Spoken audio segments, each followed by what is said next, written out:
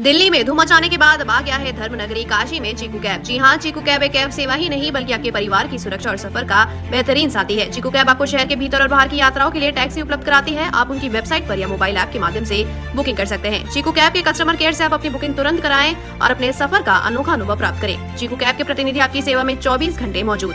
Airport and railway travel, local rental, one way, out station wedding, सभी प्रकार की booking की सुविधा प्रोवाइड करती है चीकू कैब। करना हो शानदार सफर, करे भरोसा चीकू कैब पर। सेडान, एसयूवी, टेम्पो ट्रैवलर, बस, सभी प्रकार की कैब सर्विस। चीकू कैब का मुख्य फोकस पारदर्शी बिलिंग, सुरक्षा और ग्राहक सेवा पर निर्भर। वाराणसी के लंका थाना क्षेत्र 2 दिन पहले रात करीब 10 बजे लंका स्थित लगभग 70 साल पुरानी मशहूर कचौड़ी दुकान और पहलवान लस्सी पे प्रशासन ने बुलडोजर चलवा दिया। यह दुकान सिर्फ एक ठेला नहीं बल्कि बनारस की पहचान मानी जाती थी। घटना के बाद चंदौली से सांसद वीरेंद्र सिंह मौके पहुंचे। उन्होंने नाराजगी जाहिर करते हुए कहा, प्रधानमंत्री नरेंद्र मोदी काशी की आत्मा और परंपरा को नहीं समझ सकते क्योंकि वो बनारस के नहीं गुजरात के निवासी हैं। सांसद ने बताया कि वे काशी विद्यापीठ में पढ़े और जब छात्रावास का मेज बंद होता था तो यहीं आकर कचौड़ी खाते थे और लस्सी पीते थे। उन्होंने कहा कि बनारस की रूह इसकी गलियों, घाट और स्थानीय स्वाद में बसती है। उन्होंने साफ कहा, काशी कभी क्योटो नहीं हो सकती। विकास जरूरी है लेकिन विरासत बचाकर गरीबों और छोटे दुकानदारों को उजाड़ कर नहीं। ये है कि हमारे प्रधानमंत्री जी बनारस की आत्मा से जुड़े हुए नहीं। उनको जानकारी नहीं है कि असली में बनारस कहाँ बसता है, बनारस की आत्मा कहाँ कहाँ है। जैसे हम लोग भी काशी विद्यापीठ के छात्र रहे हैं और यहाँ बैठ करके जरूरत पड़ने पर जब मेस बंद होते थे या कभी बंद करता था तो शाम को कचौड़ी खाते थे, लस्सी पीते थे और यहाँ हम लोग बैठ करके कुछ बातें भी करते थे। इसी तरीके से केशव के पान की दुकान है। आप कचौड़ी गली देख लीजिए, आप तमाम ऐसे संस्थान जहां की अभी मलइयो पसंद है और मशहूर है।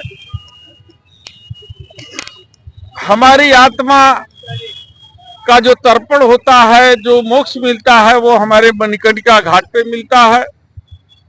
बनारस की गलियों का क्या महत्व है, बनारस के संस्कृति, सभ्यता और उसकी पहचान में और धार्मिकता में, ये सब यहाँ के लोगों के द्वारा बताना चाहिए माननीय प्रधानमंत्री जी को। और प्रधानमंत्री को इसलिए पता नहीं है कि प्रधानमंत्री काशी के वासी नहीं है, इसलिए उनको ये नहीं मालूम है कि काशी के लोगों की, काशी की आत्मा कहाँ बसती है। हम नहीं चाहते हैं बहुत बड़ी अट्टालिका, हम नहीं चाहते हैं कि एक गरीब का झोपड़ी जो है उसको खत्म कर दिया जाए। बहुत से शहरों का बाकी देशों में भी डेवलपमेंट हुआ है लेकिन उसके हेरिटेज स्वरूप को बरकरार रखा गया है, उसकी पुरातनता को बरकरार रखा गया है।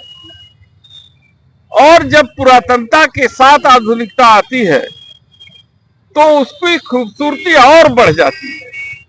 मैं अभी क्योटो गया था जिसकी तुलना माननीय प्रधानमंत्री जी ने चुनाव से पहले किया था।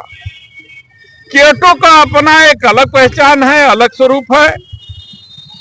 काशी का अपना अलग स्वरूप है। काशी कभी क्योटो हो ही नहीं सकती और न क्योटो कभी काशी हो सकती है, क्योंकि काशी एक आध्यात्मिक नगरी है। काशी भगवान शंकर के त्रिशूल पे बसी है। काशी हमारी मोक्षदायिनी है, मोक्ष की नगरी है। शायद वाराणसी के पत्थरगली स्थित शहरी प्राथमिक स्वास्थ्य केंद्र सेवा सदन में आयुष्मान आरोग्य मंदिर का उद्घाटन गुरुवार को विधिवत पूजन अर्चन के साथ संपन्न हुआ। शहर दक्षिणी विधायक एवं पूर्व मंत्री नीलकंठ तिवारी ने सीएमओ संदीप चौधरी के साथ शिलापट का अनावरण कर केंद्र का शुभारंभ किया। इस मौके पर स्वास्थ्य सेवाओं को लेकर अधिकारियों ने बताया कि यहाँ लोगों को अब निःशुल्क जांच, दवा, परामर्श की सुविधाएं मिलेंगी। क्षेत्रवासियों में उत्साह है कि अब इलाज के लिए उन्हें दूर नहीं जाना पड़ेगा। कार्यक्रम में स्थानीय लोग, जनप्रतिनिधि और स्वास्थ्य विभाग के कई अधिकारी यह प्राथमिक स्वास्थ्य केंद्र है। दक्षिणी विधानसभा क्षेत्र में कुल 5 प्राथमिक स्वास्थ्य केंद्र थे। सभी प्राथमिक स्वास्थ्य केंद्र किराए के भवनों में चलते थे। ऐसे में नगर निगम से, जिला प्रशासन से आग्रह करके कोरोना काल में मैंने संकल्प लिया था कि सभी प्राथमिक स्वास्थ्य केंद्रों का अपना भवन बने और इसके लिए अभियान चलाया। 4 प्राथमिक स्वास्थ्य केंद्र के लिए जगह मिल गए, वो बन चुके थे, बन गए। एक प्राथमिक स्वास्थ्य केंद्र चूँकि घनी बस्ती में था, जगह नहीं मिल रहा था। लेकिन 2017 में माननीय प्रधानमंत्री जी के प्रेरणा से, उनके नेतृत्व में, उनके मार्गदर्शन में उत्तर प्रदेश की सरकार बनी और योगी जी की सरकार बनते ही पूरे प्रदेश में जितने अवैध बूचड़खाने थे सबको बंद कराया गया। उसी क्रम में यह बूचड़खाना या मवेशी खाना जो कह लीजिए, यह बंद हुआ। बंद होने के बाद ये खाली पड़ा था। इसको लेकर के एक अभियान चलाया गया और नगर निगम से बात करके 5वां प्राथमिक स्वास्थ्य केंद्र बनाया गया। आज इस अस्पताल के बनने से आसपास के जो निवासी हैं उस सभी लोगों का पता का पहचान बदल गया। कम से कम अब उनको ये नहीं कहना पड़ेगा कि हमारा घर बूचड़खाने के बगल में है।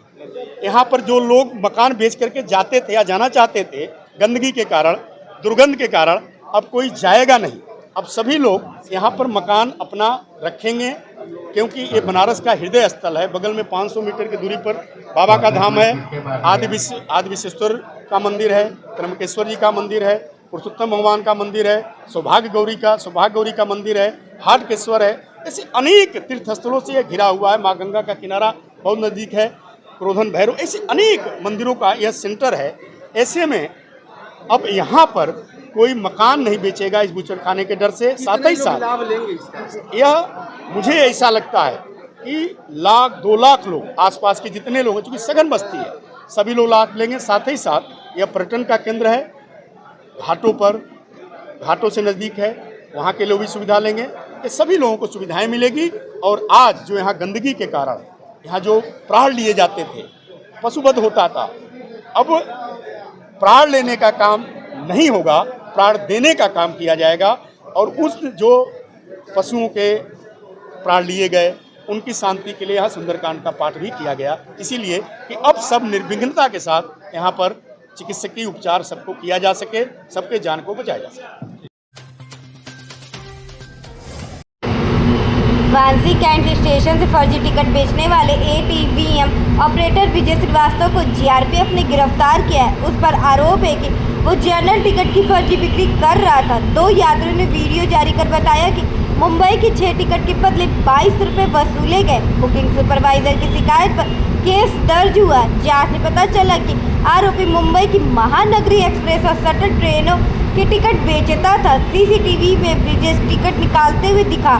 6 टिकटों में से 2 टिकट फर्जी निकले। रेलवे को करोड़ों का नुकसान पहुंचा। अब विजिलेंस, RPF और वारिस विभाग इस केस की जांच कर रहे हैं। इसमें मामला था दिनांक 14 तारीख को, 14/6/25 को ATVM संख्या 11 से कुछ टिकट निकाली गई थी और चेकिंग के दौरान उन्हीं टिकटों में उसी नंबर के टिकटों का फर्जीवाड़ा पाया गया है, जिसके संबंध में CCTV कैमरा से पता किया गया है। तो 11 नंबर ATVM से एक व्यक्ति टिकट निकालता हुआ दिखाई दे रहा है, जिसके आधार पर उसको गिरफ्तार किया गया और उसके खिलाफ विधिक कार्रवाई की जा रही है। टिकट कितना मिला है और क्या होगा? 4 टिकट उसके द्वारा निकाली गई थी और जो बेची गई हैं ग्राहकों को वो 6 टिकट हैं, 2 टिकट फर्जी हैं। पूरा ये प्रकरण कैसे पकड़ में आया कि ये फर्जी टिकट दे रहा है? ये चेकिंग के दौरान पकड़ा गया है। ये कितने दिनों से काम कर रहे थे स्टेशन पे और क्या थे जो इसमें एक ATVM के सुविधा प्रदाता हैं OP गुप्ता। OP गुप्ता के अंडर ये काम कर रहा था और लगभग ये 2-3 महीने से काम कर रहा था। तो रेलवे इस पर भी और कार्रवाई करेगी? इसकी लाइसेंस की बात चल रही है रद्द करने की। क्या उस पर जाँच चल रही है अभी? हाँ, उसके संबंध में जांच रेलवे विभाग द्वारा भी चल रही है और ये अभियोग पंजीकृत किया गया है हमारे यहाँ, जिसके अंतर्गत अग्रिम विधिक कार्रवाई की जाएगी। रहने वाला ये अभियुक्त कहाँ का है मूलतः? इसका नाम ब्रजेश श्रीवास्तव है, शिवपुर वाराणसी का रहने वाला है। मिर्जापुर जनपद में मादक पदार्थों की तस्करी में पुलिस को एक बड़ी सफलता हाथ लगी। लालगंज थाना क्षेत्र के राजापुर मोड़ के पास पुलिस और एसओजी सर्विलांस टीम की संयुक्त कार्रवाई में एक कंटेनर ट्रक से लगभग 4 कुंटल 24.7 किलोग्राम अवैध गांजा बरामद किया गया, जिसकी अनुमानित कीमत करीब 1.5 करोड़ रुपए बताई जा रही है। ट्रक में गांजा को ड्राइवर सीट के पीछे प्लाईवुड से बनाए गए केबिन में छुपा कर रखा गया था। पुलिस ने मौके से 2 अंतर्राज्यीय तस्करों को गिरफ्तार किया, जिनकी पहचान उड़ीसा के गंजम जिले के रहने वाले चंद्रमणि नायक और जोगेंद्र नायक के रूप में हुई है। पूछताछ में आरोपी ने बताया कि वे यह गांजा उड़ीसा से प्रयागराज ले जा रहे थे। गिरफ्तार आरोपी के खिलाफ एनडीपीसी एक्ट के तहत मुकदमा दर्ज कर न्यायालय भेजा गया, जबकि गांजा तस्करी में प्रयुक्त कंटेनर ट्रक को सीज कर दिया गया है। वरिष्ठ पुलिस अधीक्षक सोमेन वर्मा ने इस सफलता के लिए पुलिस टीम की सराहना की है। ये कल रात्रि की दिनांक से हमारी वरिष्ठ पुलिस अधीक्षक सोमेन वर्मा सर के डायरेक्शन में ऑपरेशन सर के एवं क्षेत्र अधिकारी लालगंज, इनके अधीनस्थ थानाध्यक्ष लालगंज, प्रभारी सर्विलांस सेल और एसओजी टीम के प्रभारी द्वारा एक जॉइंट ऑपरेशन किया गया। इसमें 2 गांजा तस्करों को पुलिस के द्वारा गिरफ्तार किया गया, जो कंटेनर में थे, और ये अंतर्राज्यीय क्रिमिनल हैं जो उड़ीसा से अपने कंटेनर में छुपा के सीट के पीछे इस चीज़ को लेके आ रहे थे। और इस गांजे को, जिसकी जो अनुमानित कीमत लगभग करीब 1.5 करोड़ मार्केट में है, और ये 4 कुंटल 24 किलो और 700 ग्राम के लगभग इसका एग्जैक्ट वजन है, और इसमें अग्रिम विधिक कार्रवाई पुलिस द्वारा की जा रही है। कितने लोग गिरफ्तार हुए? 2 लोग इसमें गिरफ्तार हुए, ये दोनों ही उड़ीसा के रहने वाले हैं। इनका कोई आपराधिक इतिहास वर्तमान समय में पुलिस को जानकारी में अभी नहीं है, लेकिन हम इसमें आगे कार्रवाई कर रहे हैं। 18 और 19 जून की रात जमनिया करंडा गंगा पुल पर ओवरलोड वाहनों की चलने की शिकायतें लगातार मिल रही थी।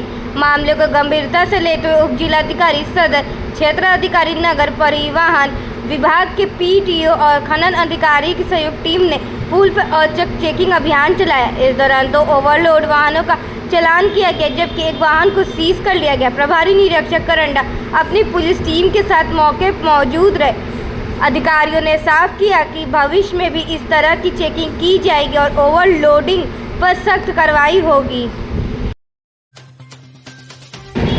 लसड़ा के श्रीनाथ बाबा विकास सेवा ट्रस्ट के तत्वाधान में रामलीला कमेटी की खुली बैठक हुई, जिसमें नई रामलीला कमेटी का गठन महामंडलेश्वर स्वामी कौशलेंद्र गिरी जी महाराज के नेतृत्व में किया गया। उन्होंने कहा कि अब कमेटी में शराबी और ताड़ीबाज लोगों की कोई जगह नहीं होगी, बल्कि साफ सुथरी छवि के लोग ही मेले की व्यवस्था संभालेंगे। मेला भ्रष्टाचार और अव्यवस्था से मुक्त होगा। हर साल का आय व्यय सार्वजनिक किया जाएगा, दुकानदारों की सुविधाओं का पूरा ध्यान रखा जाएगा। उन्होंने यह भी स्पष्ट किया कि जो लोग पहले से मेला लगाते हैं वही लोग लगाते रहेंगे, वे इसमें कोई दखल नहीं देंगे।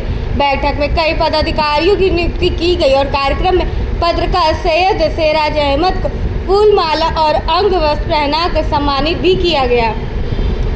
देखिए, श्रीनाथ जी मठ के हम महंत हैं और श्रीनाथ जी मठ पे ही मेला का आयोजन होता है और यह मेरी जिम्मेदारी है। मठ परिसर में कुछ भी होता है तो जवाबदेही इस मठ का महंत ही होगा, जो वर्तमान में हो। लगातार कुछ वर्षों से, या 2010 से मैं आया हूँ, 13 से मैं महंत के कार्यभार में मैं आया और तब से मैं देख रहा हूँ कि जो कमेटी यहाँ कार्य करती है वो तानाशाही रवैये के साथ और किसी भी स्तर पे यहाँ मठ के कर्मचारी को मार देना, पीट देना और एक समाज में ऐसा वातावरण पैदा कर देना कि किसी की हिम्मत नहीं कि उनके सामने बोले। मैं लगातार जो मूल मेला को प्रारंभ किए, जिनके परिवार के लोग, खानदान के लोग, वो लोग भी काफ़ी दुखी थे और परेशान थे कि इसको कैसे मूल रूप में लाया जा सके। उस दिशा में मैं भी प्रयास किया, आप लोगों से मैं बातचीत किया, और आप मेला मालिक हैं, आप भी मेला मालिक के परिवार के हैं। आपका स्वास्थ्य ठीक नहीं था और लगातार मेरे ऊपर भी मठ की काफ़ी जिम्मेदारी है। आप देखिए मठ के चारों तरफ निर्माण कार्य चल रहे हैं। तो फिर तय ये हुआ कि नगर के सम्मानित लोगों को, व्यापारी बंधुओं को आमंत्रित किया जाए और पूरी स्थिति से अवगत कराया जाए। वो चीज़ 2013 तारीख को नगर के सभी सम्मानित लोगों को बुलाया गया था। सभी लोग मठ पर आए, चिंतन गहन किए और उसमें निर्णय ये हुआ कि जो मेला मालिक के परिवार के जो लोग हैं, जैसे संतोष जायसवाल जी, ये ऊर्जावान है और इनकी क्षमता है मेला लगवाने का, और ये सोच भी रहे थे कि हमारे परिवार का है और जो मेला का स्तर गिर चुका है उसको कैसे जीवंत किया जाए। तो सभी नगर के व्यापारी बंधु और सामाजिक कार्यकर्ता आपको समर्थन किया और अध्यक्ष और सम्मति से चुना गया। महाराज जी, आपके ऊपर आरोप लगा रहे हैं जो पिछले रामलीला कमेटी के अध्यक्ष हैं जेपी जायसवाल और महामंत्री अंजनी कुमार तिवारी, कि आपने अवैधानिक रूप से बैठक कराई और एक रामलीला कमेटी का गठन किया। इसको लेकर के उन्होंने मुख्यमंत्री से भी शिकायत की है। इस पूरे प्रकरण को किस तरीके से देखते हैं, क्या इस पे आपका कहना है? जो खुद अवैध है वो किसी दूसरे पे क्या टिप्पणी करेगा, और वो खुद शराब माफिया है। शराब माफिया रामलीला का अध्यक्ष हो, ताड़ी माफिया रामलीला का अध्यक्ष हो, ये रसड़ा का दुर्भाग्य है।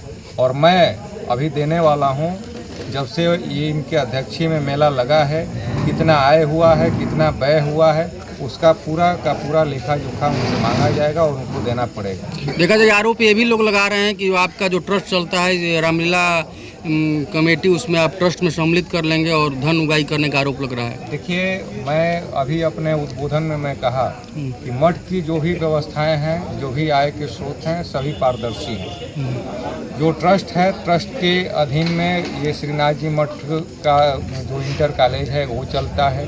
श्रीनाथ जी मंदिर का नवनिर्माण जो यहीं रसड़ा के ध्रुव सिंह जी हैं जिन्होंने 3.5 करोड़ का सहयोग किया है, वो भी ट्रस्ट के माध्यम से निर्माण कार्य चल रहे हैं। अभी जो सती जी का उधर स्थान है, वहाँ बाउंड्री वाल का ट्रस्ट के द्वारा चल रहा है।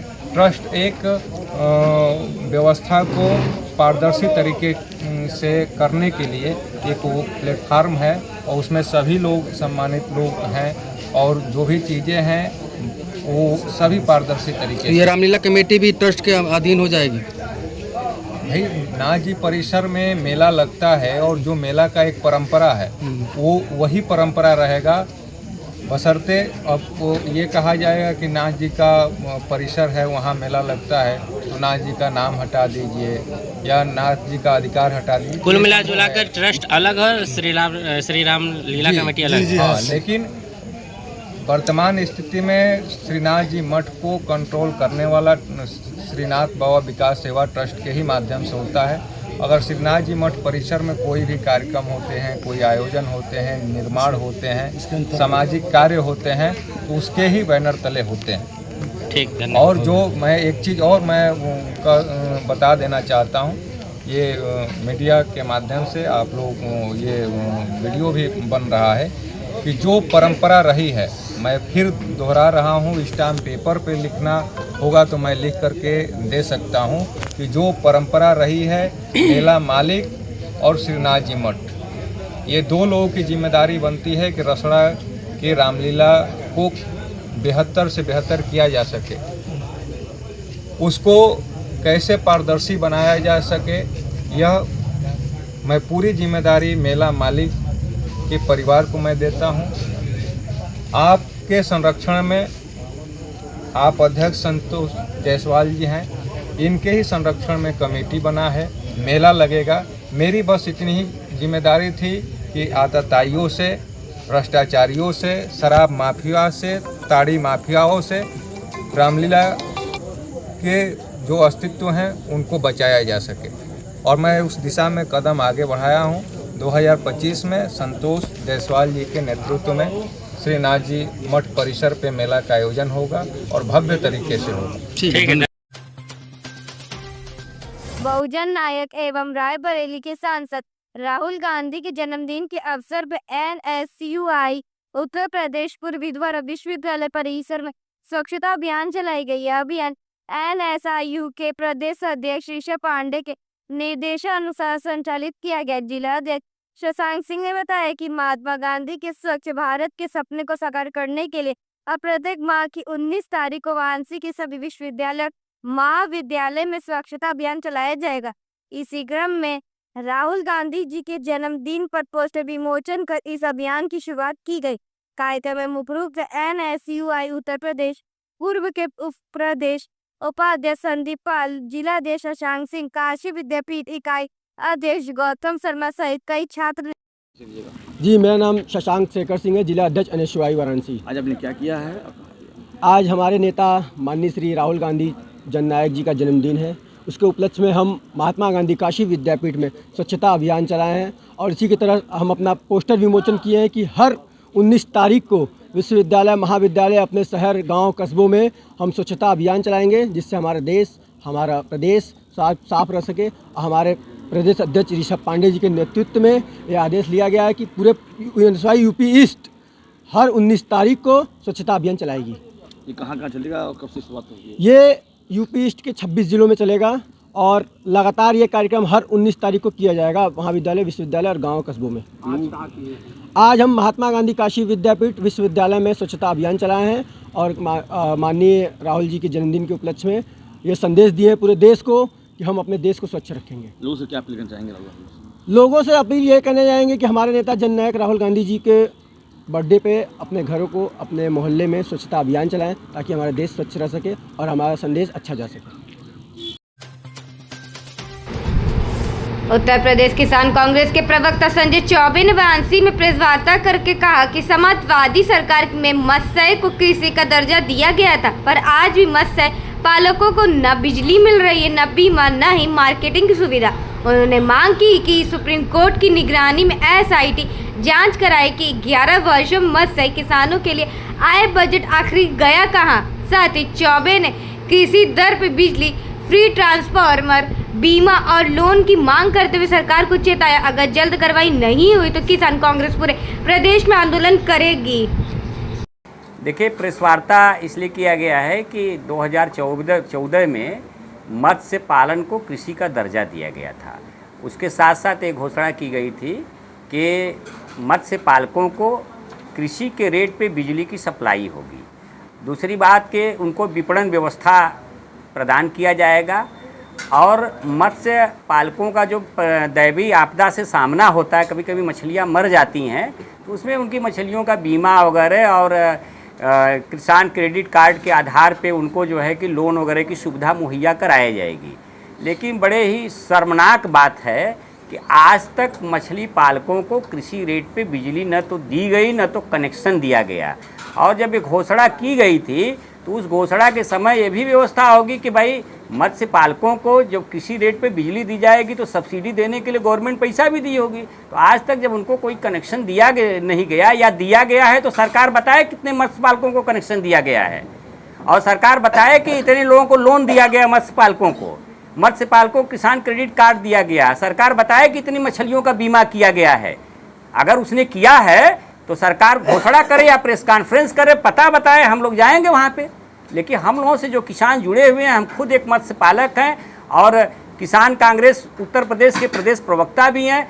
लेकिन मेरा जब सामना धरातल से होता है तो हम देखते हैं कि बिजली के अधिकारी तालाब पे जाते हैं, कहते हैं तो कमर्शियल में आता है। आप फ़ोन घुमा लीजिए UPPCL से लेके पूर्वांचल विद्युत वितरण निगम लिमिटेड से लेके एक्सीएन की ऑफिस तक, कोई ये बताने के लिए तैयार है। एक्सीएन कहेंगे कि यूपी, एक दिन मैंने फ़ोन घुमाया, UPPCL से पूछा तो उन्होंने कहा कि अभी हम बताते हैं। फिर उन्होंने कहा कि पूर्वांचल से पूछिए, पूर्वांचल से मैंने पूछा तो कहें एक्सीएन से पूछिए, और एक्सीएन से मैंने पूछा तो कहा हाँ एक आदेश पारित हुआ है, मंत्री जी के साथ बैठक हुई थी, लेकिन आदेश की कापी हम लोगों के पास नहीं है।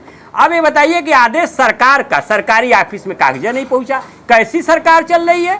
इसलिए मेरी तो मांग है कि बिजली मंत्री मत्स्य मंत्री और कृषि मंत्री को तत्काल प्रभाव से इस्तीफा दे देना चाहिए, क्योंकि उनके कार्य क्षेत्र में घोर अनियमितता है। आगे कोई सवाल हो तो बताएं। इसकी शिकायत आपने नहीं की? देखिए, शिकायत का जहाँ तक सवाल है कि हमारे देश में एक बहुत ही खराब आदत है कि सरकार कानून पास करेगी, सरकार दर्जा देगी और उसका कानून धरातल पे नहीं आएगा तो लोग सीधी जिम्मेदारी जनता पे डाल देते हैं कि आप गए थे वहाँ पे, शिकायत किए थे। मैं बता दूं कि 2 साल पहले हम लोग खुद जो है, मैं खुद एक मत्स्य पालक हूँ, मैंने तालाब खुदवाया, मैंने रिसीविंग कराया एक्सचेंज ऑफिस से और रिसीविंग की कॉपी भी हमारे पास है, लेकिन उसका एस्टीमेट बना दिया गया कमर्शियल दर पे, कृषि रेट पे नहीं बनाया गया। तो अब ये बताइए कि सरकार जनता के लिए है कि जनता सरकार के लिए है? सरकार यदि जनता के लिए है तो उसको शिकायत क्या बात है? अगर ऑफिस में वो गया है तो उसको तत्काल प्रभाव से लाभ मिलना चाहिए। किसान संगठनों को भी इसके लिए जिम्मेदार मानते हैं आप? देखिए, सबसे बड़ी जिम्मेदार हमसे वोट क्यों लिया जाता है? हमारी सेवा के लिए ना। सभी नेता कहते हैं कि जनता हमारी मालिक है, तो जब जनता मालिक है तो जनता की सेवा कौन करेगा? हमारी सरकार करेगी। तो संगठन को हम क्यों जिम्मेदार माने? मतलब रोना जरूरी है सुविधा के लिए कि सरकार अपनी जिम्मेदारी निभाएगी। सरकार कहती है कि हर सुविधाएं सरकार किसानों तक पहुंचाएगी, तो उसकी जिम्मेदारी है वो पहुंचाए। नहीं, सरकार की जिम्मेदारी तो है ही है, लेकिन किसान संगठन के जो नेता बनते हैं, हाँ, क्या उनकी जिम्मेदारी नहीं बनती है? देखिए, मेरी जो प्रेस कॉन्फ्रेंस आज है, आज का जो मुद्दा है, आज का मुद्दा है कि ये जो शासनादेश है उसका पालन नहीं हुआ है और 11 साल हो गए। 11 महीने होते तो मैं मान जाता, ये 11 साल हो गए और 11 साल में ये स्थिति है। सरकार दोषी है। किसान संगठन क्या कर रहे हैं क्या नहीं कर रहे हैं उससे मेरा लेना देना नहीं है। मेरा लेना देना यह है कि ये सुविधा जनता तक क्यों नहीं पहुंची। अगर जनता तक सुविधा पहुंचती तो किसान मजबूत होते, किसान मजबूत होते तो मऊ के चर्चित गुलशन हत्याकांड में पुलिस को एक और बड़ी सफलता हाथ लगी। कचहरी गेट से 2 वांछित आरोपी को गिरफ्तार किया गया, जिन पर 25-25 हजार का इनाम घोषित था। पुलिस ने आरोपियों के पास से एक ईंट, चाकू, मोटरसाइकिल और मोबाइल फोन बरामद किया। जांच में सामने आया कि 10 जून को रेलवे स्टेशन के पास पुरानी रंजिश और वर्चस्व की लड़ाई के चलते गुलशन की बेरहमी से हत्या कर दी गई थी। अब तक इस मामले में कुल 6 अभियुक्त गिरफ्तार किए जा चुके, जबकि फरार आरोपियों की तलाश में पुलिस की दबिश जारी है। अभी कुछ दिन पहले ही आपको जैसा मालूम है कि रेलवे स्टेशन मऊ के पास एक व्यक्ति गुलशन यादव की मारपीट कर हत्या कर दी गई थी। इसमें 8 लोग नामजद थे और कई लोग अज्ञात भी थे। लिहाजा उस समय गिरफ्तार करके 5 लोगों को न्यायिक रिमांड हेतु प्रेषित कर दिया गया था। इसमें विवेचना के दौरान 5 अन्य व्यक्ति जो कि प्रकाश में आए थे, जो उस घटना में शामिल थे, वो उनमें से 2 लोगों की गिरफ्तारी पुलिस द्वारा की गई है। उल्लेखनीय है कि इनके ऊपर पहले से ही मुकदमे दर्ज थे और ये एक पूर्व से ही जो है कि अपराधी प्रवृत्ति के और गोल गैंग बना के चलने वाले प्रकार के व्यक्ति थे। तो उनके इस घटना में प्रयुक्त हुई जो मोटरसाइकिल है और जो ईंट जिसे उन्होंने मारा था, चाकू, आला कत्ल इत्यादि, पुलिस ने उनके बयान और निशानदेही के आधार पर सफलतापूर्वक बरामद करा लिया। अब उनको गिरफ्तार करके न्यायिक रिमांड हेतु माननीय न्यायालय के समक्ष प्रस्तुत किया जा रहा है। तो क्या नाम है दोनों? देखिए, एक व्यक्ति का नाम है रितेश सोनकर उर्फ किलर, जो कि दक्षिण टोला महरनिया का रहने वाला है। इसकी उम्र लगभग 23 वर्ष है। जबकि दूसरा व्यक्ति हिमांशु सोनकर है, यह भी महरनिया का और जो कोतवाली थाने का रहने वाला है। इसकी भी उम्र 23 वर्ष के आसपास है। दोनों चचेरे भाई थे? एक ही मोहल्ले के रहने वाले हैं। एक व्यक्ति पर जो है 8 मुकदमा रितेश के ऊपर और दूसरे के ऊपर 5 मुकदमा दर्ज है। दुकान भी लगाते हैं? ये छोटे मोटे धंधा करते हैं। मौसमी आधार पर ये फल, सब्जी, ठेला इत्यादि इस सब की भी दुकान लगा लेते हैं, जिससे इनका जीविकोपार्जन चलता तो अभी तक उस जो गुलशन यादव हत्या में सभी की गिरफ्तारी हो गई? नहीं, अभी इसमें अभी भी 2 से 3 व्यक्ति जो है कि विवेचना के आधार पर जो अभी चल रही है, अभी भी वांछित है। जी।